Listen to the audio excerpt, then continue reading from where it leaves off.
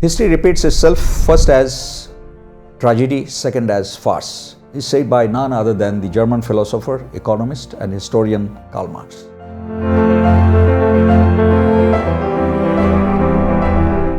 To avoid such masses, we should study history, because studying history helps us to understand and grapple with complex issues and also enable us to understand how it has shaped the past.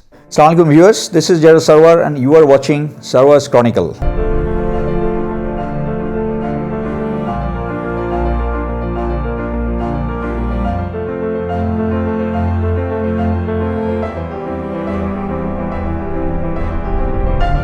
In the last session, we saw how nationalism flourished in England, and in today's session, we'll see how French Revolution helped in the growth of nationalism in France. You will be wondering to know that the shortest distance between these two countries, I mean the England and France, is just about 21 kilometers. But the process through which nationalism bloomed in these two countries is manifestly and theoretically so very different. Following the 100 Years' War, the power and the position of the monarchy enhanced because of the victories it won against England, and correspondingly, the power and position of nobility and the legislative assembly weakened. This happened because the king didn't have to consult anyone for taxing people, for going to war, or for investment somewhere else. However, let's fast forward to French Revolution, which continued from 1789 to 1799 for almost 10 years. We shall try to see why and how did it take place, including its impact. In fact, it took place because of amalgam of reason to include the political, economic, social and intellectual reasons. Firstly, the Louis XIV and Louis XV together ruled France for almost 130 years, from 1643 to 1774. They were absolute despots, they centralized power and they kept on making themselves busy and fighting others. That way they have drained out a lot of resources and ultimately marginalizing the people of France at the lower tier. Not only that, by increasing tax both in US colonies and France, they have triggered rebellion.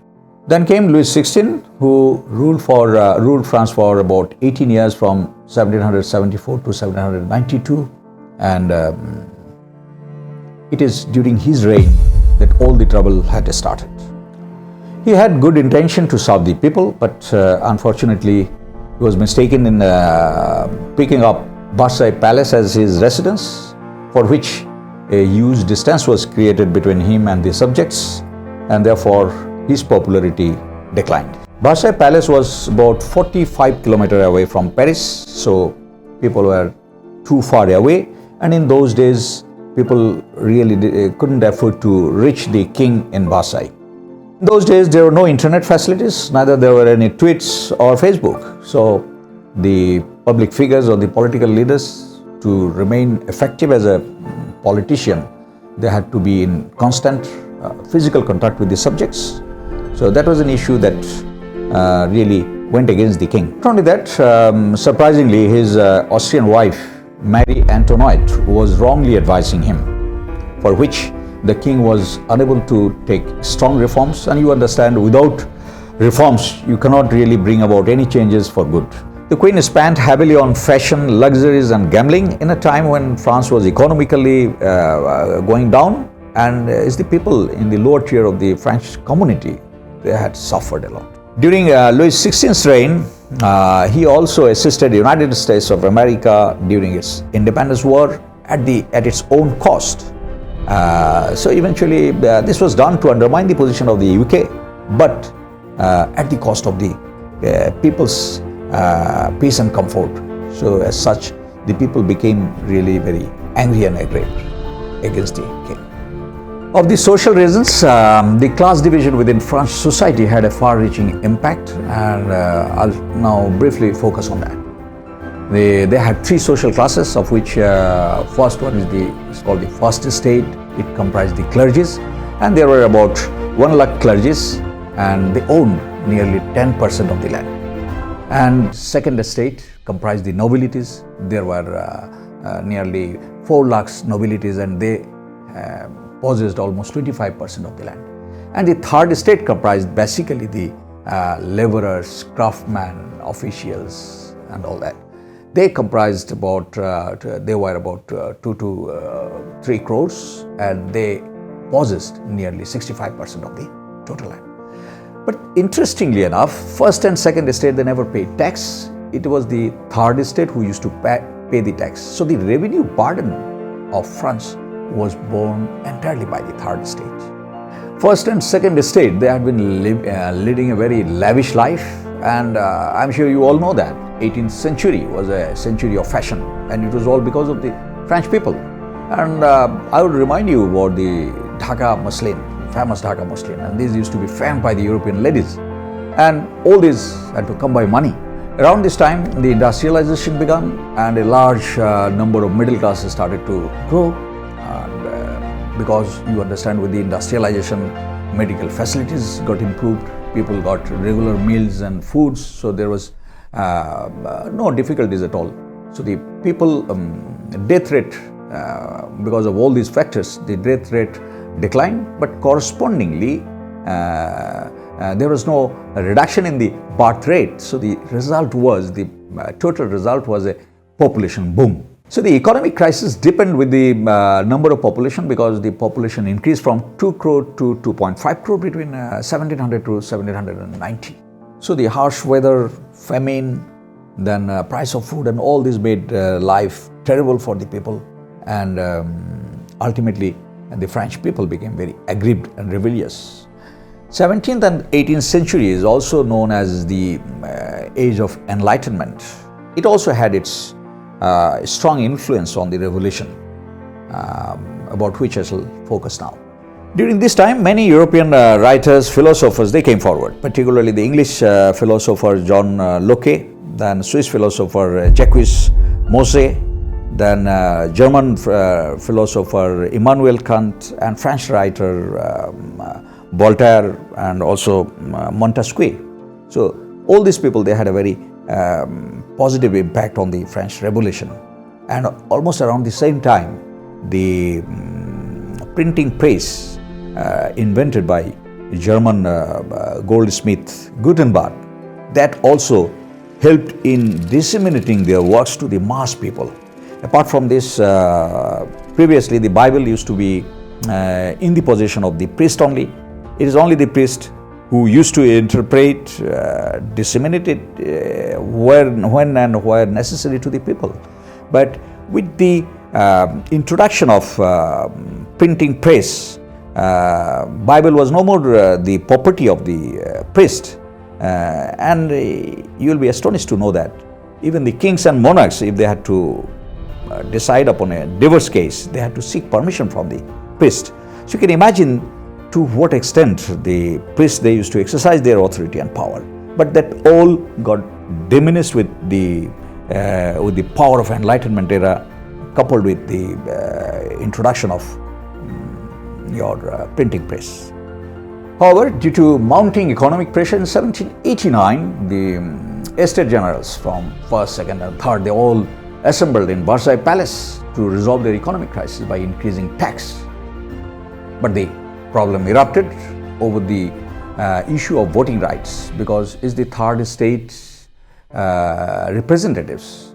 They were demanding for equal voting rights as that of the first and second estates, because the voting or the overall electoral process was such that the first and second estate combined, in any format, they would beat the third estate.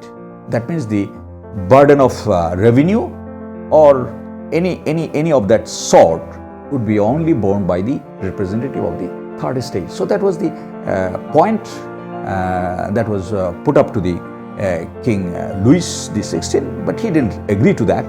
Instead, he locked up the palace and got all the members of the third estate members out of the palace, and following which the third estate members, they went to the tennis court and they took a vow that they would form the National Assembly and they would not disband it until and unless they have a written constitution. This had profound impact across the France, and the peasants particularly, they have gone against the landlords. They have snatched their granaries, they destroyed their land documents, and people came out to resist against the king in Paris. So ultimately the king had to order the military to go into action. This was highly condemned by the peasants, and so there was a rebellious mood all across France. So all these actions triggered rebellious actions or the revolutionary vibe all around France, and ultimately on 14 July 1789, people came out en masse, and they have demolished the 500 years old Bastille fort, which used to be the sign of aristocratic suppression or the suppression by the kings and monarchs. And since then, this day is celebrated all across the world by the revolutionary people and suppressed people as a Bastille Day. In fact, this Bastille event Bastille event signaled the start of the French Revolution, if we may say. The National Assembly transformed into National Constituent Assembly, and they have undertaken a lot of reforms. Particularly, they have done away with the feudal system. Then also they equalized the tax between the various estates. That means the nobilities or the monarchs and the peasants, they all had to pay the same tax. Then slavery was abolished. Then also the church and the priest, they had to pay tax, and for which they really became aggrieved. They did not like the revolution or the idea of the revolution. So this was the time when France transformed from absolute monarchy to constitutional monarch. Of the most important reforms, the Declaration of Rights of Man and Citizen probably was the most important one. And not only that, this was basically the precursor of the French Constitution, wherein it said that men are born free and are equal in rights. Then those who could pay tax, they are only considered as citizen. Likewise, the omen and the slaves, they won't have any rights, and as such they will not be considered as active citizen. Instead, they would be termed as passive citizen. So there were a few lakhs voters out of 2.2 to 2.5 crore Frenchmen during that time. Magna Carta Charter were declared by King John of England was another very important document that was also came into play during the French Revolution, because this is the only, for the first time, it said that the king or the monarchs, they're not beyond law. So that also played its role in shaping the nation states that we see or that we have subsequently. Another significant document was the U.S. Bill of Rights, which was basically the 10 amendments to U.S. Constitution, granting various civil and individual rights, and which was passed in U.S. Parliament on 15 December 1791 in the face of a strong protest or strong demands from the Federalists. Besides, the huge long march by nearly 10,000 women towards Versailles Palace also put up huge pressure, and because they had a point that they were insisting the palace members to go to Paris so that they could see themselves what is the state of the affair, particularly the condition of the people there in Paris. Among the estate generals who sat on the right of the king, they were in favor of the king and they wanted to retain the king. And as opposed to those who sat on the left side of the king, they were against him. They were for the change. So that's how the estate generals really, they made two political groups. One was known as the left wing and other one is known as right wing. The Jacobian club led by Maximilien de Robespierre, they were basically the radicalists, and they comprised the laborers, craftsmen, goldsmiths, officials and all that. They thought the revolution did not bring anything for them, and the benefit has been stolen by the higher middle class and the wealthy business people. Another group that came from Gironde, and ultimately they came to be known as Girondins. They were kind of liberal in terms of their political philosophy, and they thought, and they had no very extreme views about the revolution.